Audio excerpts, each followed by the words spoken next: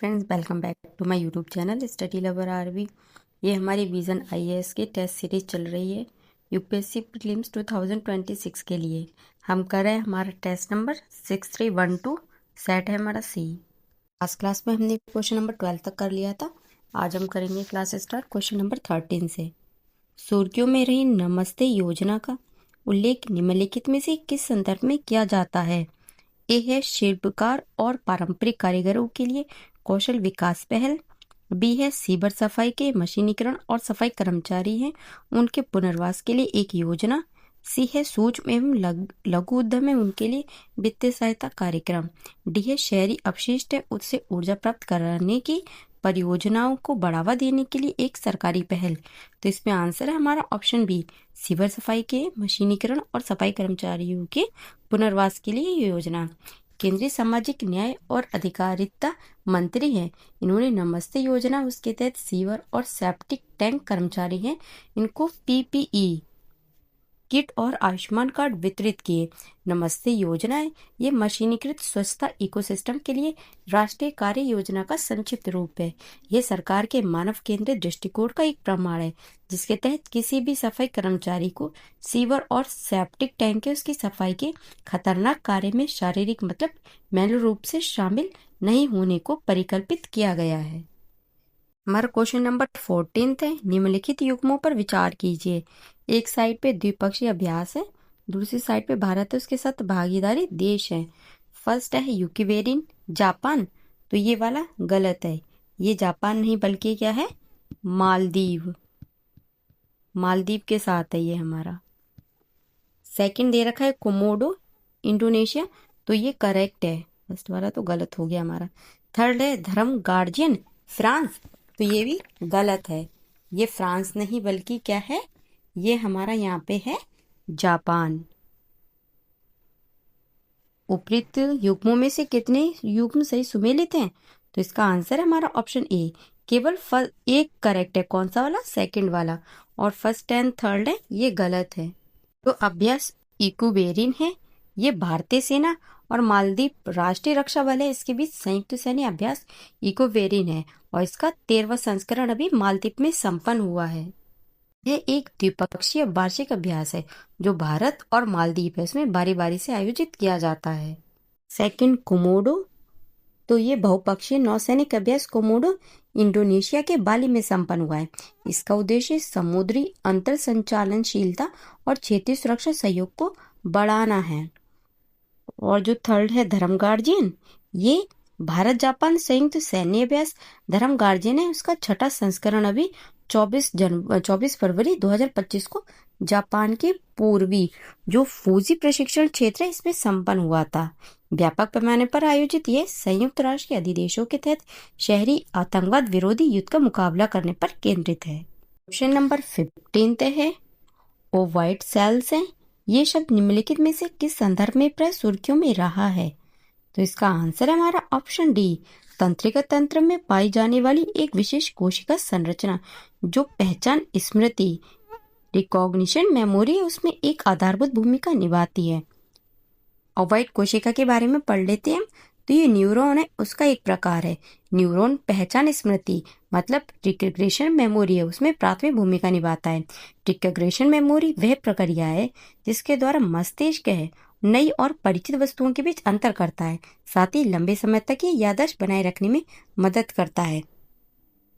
Question number 16 है, भारत में ESG पर्यावरण सामाजिक और गवर्नेंस फ्रेमवर्क पद का प्रयोग निम्नलिखित के संदर्भ में किया जाता है? तो इस किसके संदर्भ में किया जाता है? इसका आंसर ऑप्शन ए, भारतीय प्रतिभूति और विनिमय बोर्ड। भारतीय प्रतिभूति और विनिमय बोर्ड जो है मतलब क्या है ये सेबी है, इसने ESG रेटिंग प्रदाताओं इनके लिए विनियम के फ्रेमवर्क है उसको मजबूत करने हेतु नए उपायों का प्रस्ताव दिया है। इस ESG ये फ्रेमवर्क मानकों और मैट्रिक्स है उसका एक सेट है जिसका उपयोग पर्यावरण सामाजिक और गवर्नेंस संबंधी कारक हैं उनमें किसी कंपनी के प्रदर्शन का मूल्यांकन करने के लिए किया जाता है। ये अनिवार्य रूप से समाज और पर्यावरण पर इसकी संधारणता और नैतिक प्रभाव का आंकलन करता है। इसमें यह भी शामिल है कि कंपनी अपने परिचालन में कितनी पारदर्शी और जवाबदेही है। इसमें 3 आयाम भी शामिल है, कौन कौन से? पर्यावरणीय, सामाजिक और गवर्नेंस। क्वेश्चन नंबर 17 है, मत्स्य 6,000 है, इसके संदर्भ में निम्नलिखित कथनों पर विचार कीजिए। मत्स्य 6,000 एक 2 व्यक्तियों वाली समरसिबिल है जो समुद्र के नीचे 6,000 मीटर तक जा सकेगी। तो फर्स्ट वाला ही हमारा गलत हो जाता है, ये 2 व्यक्तियों वाली नहीं बल्कि 3 व्यक्तियों वाली है। सेकंड है, इसे पृथ्वी विज्ञान मंत्रालय इसके अंतर्गत राष्ट्रीय महासागर प्रौद्योगिकी संस्थान द्वारा डिजाइन और विकसित किया जा रहा है। तो सेकंड वाला करेक्ट है। थर्ड है, ये गहरे समुद्र में अन्वेषण है, इसके लिए भारत का पहला मानव मिशन है। तो थर्ड भी करेक्ट है। उपयुक्त कथनों में से कौन से सही है? तो इसमें आंसर होगा हमारा ऑप्शन बी, 2 और 3 गलत है। मत्स्य 6,000 वाहन है, उसको पृथ्वी विज्ञान मंत्रालय के अंतर्गत राष्ट्रीय महासागर प्रौद्योगिकी संस्थान NIOT चेन्नई द्वारा विकसित किया जा रहा है। इसे गहरे समुद्र में 12 घंटे तक कार्य करने की क्षमता के साथ डिजाइन किया गया है, जबकि आपातकालीन स्थिति में मानव सुरक्षा के सभी आवश्यक उपायों के साथ ये 96 मतलब 96 घंटे तक भी कार्य कर सकता है। नंबर 18 है, व्हाइट विंग्ड डक के इसके संदर्भ में निम्नलिखित कथनों पर विचार कीजिए। फर्स्ट दे रखा है, व्हाइट विंग डक है, इसको IUCN रेड लिस्ट के तहत संकटग्रस्त एंडेंजर्ड है उसके रूप में वर्गीकृत किया गया है। तो फर्स्ट वाला गलत है, इसको एंडेंजर्ड नहीं बल्कि गंभीर रूप से संकटग्रस्त मतलब क्रिटिकली एंडेंजर्ड है, इसके रूप में वर्गीकृत किया गया है। सेकंड दे रखा है, ये संपूर्ण भारतीय उपमहाद्वीप विशेष रूप से पश्चिमी घाटों में व्यापक रूप से पाई जाती है। तो ये भी गलत है, क्योंकि ये प्रजाति कभी उत्तर पूर्व भारत और दक्षिण पूर्व भारत एशिया में व्यापक रूप से पाई जाती थी, लेकिन अब केवल 800 की संख्या है, इसमें ही वनों में शेष बची हैं, जिनमें से लगभग जो 450 हैं वो भारत, बांग्लादेश और म्यांमार में पाई जाती हैं। भारत में ये डक असम और अरुणाचल प्रदेश इस तक ही सीमित है। थर्ड पॉइंट दे रखा है, ये एक रात्रिचर पक्षी प्रजाति है जो मुख्यतः रात के समय सक्रिय रहती है। थर्ड वाला करेक्ट है। उपयुक्त कथनों में से कितने सही हैं? तो इसका आंसर होगा हमारा ऑप्शन ए, केवल एक करेक्ट है। क्वेश्चन नंबर 19 है, कभी कभी सुर्खियों में रहने वाले पद एक्रेशन डिस्क है, इसका उल्लेख निम्नलिखित में से किसके संदर्भ में किया जाता है? तो इसका आंसर ऑप्शन ए, इंटरस्ट्रियल अंतरतारकीय धूल और गैस है, उससे ग्रही प्रणालियों का निर्माण। नासा के जेम्स वेब स्पेस टेलीस्कोप ने एक्रेशन डिस्क से लगातार टिमटिमाती रोशनी उसको डिटेक्ट किया है।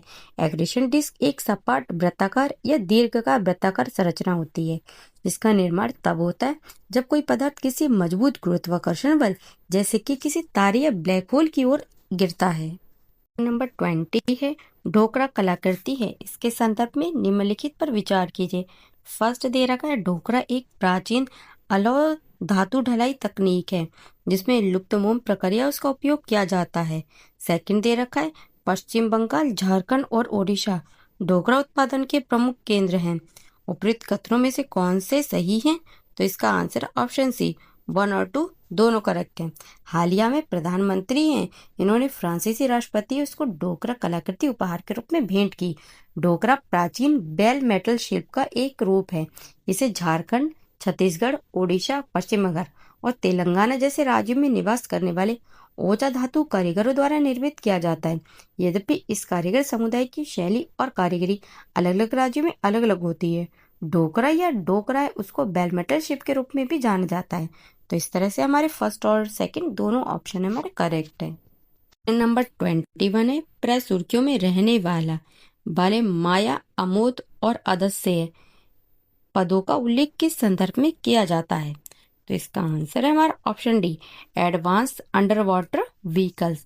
भारतीय प्रधानमंत्री उनकी हालिया संयुक्त राज्य अमेरिका यात्रा, इसके दौरान ऑटोनोमस सिस्टम्स इंडस्ट्रीज अलायंस इसकी घोषणा की गई।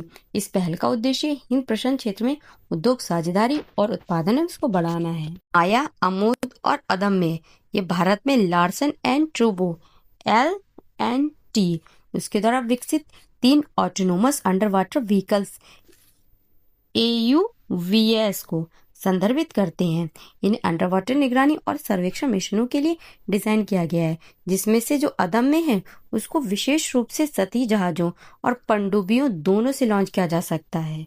और इन तीनों को डेफ एक्सपो है 2020 कार्यक्रम में प्रदर्शित किया गया था।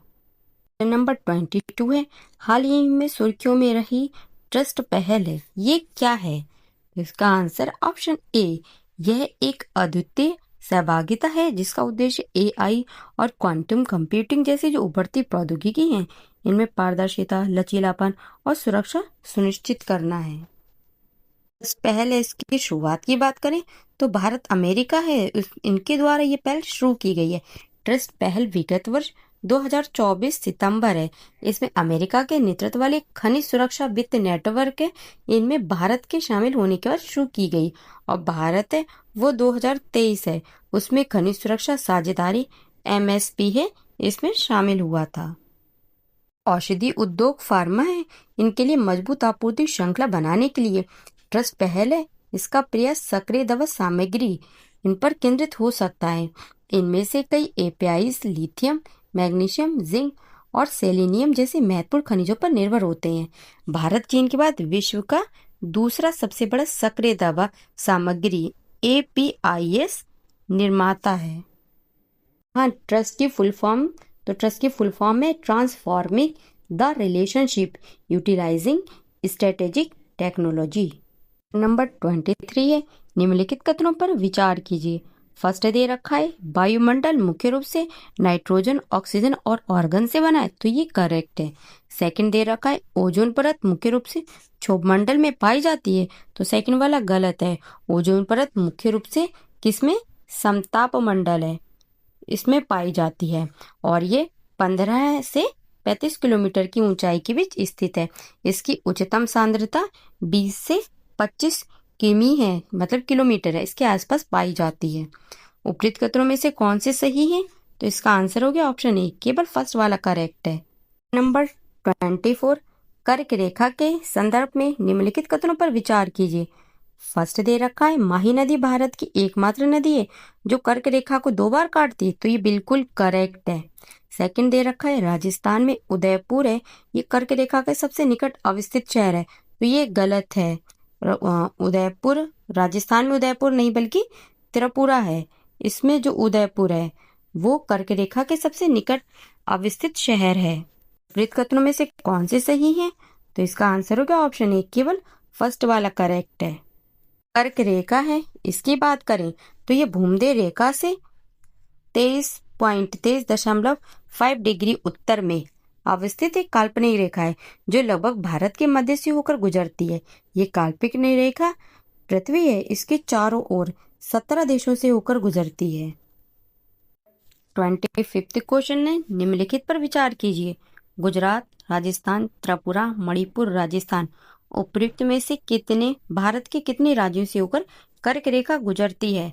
तो कर्क रेखा कुल 8 राज्यों से होकर गुजरती है, उसमें ये मणिपुर नहीं है। गुजरात, राजस्थान, त्रिपुरा और राजस्थान है। 1 2 3 5 है, तो इसका आंसर हो गया हमारा ऑप्शन सी, केवल 4।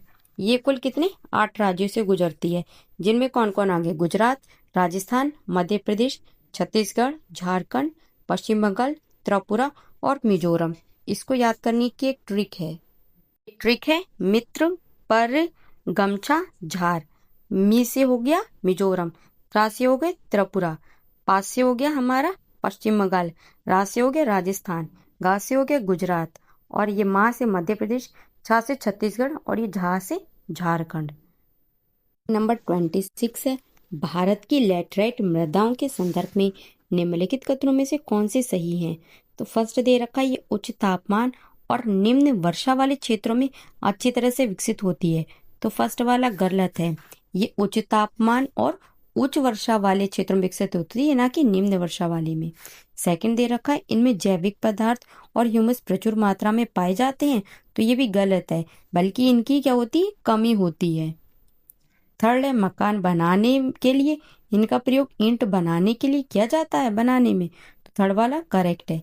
नीचे देखे कोड का प्रयोग कर सही उत्तर चुनिए, तो इसका आंसर हो गया हमारा ऑप्शन डी, केवल थर्ड वाला सही है, 1 और 2 गलत है। आज की क्लास हम यहीं पे समाप्त करते हैं। आगे क्वेश्चन हम नेक्स्ट क्लास में करेंगे। तब तक के लिए थैंक यू। जय हिंद।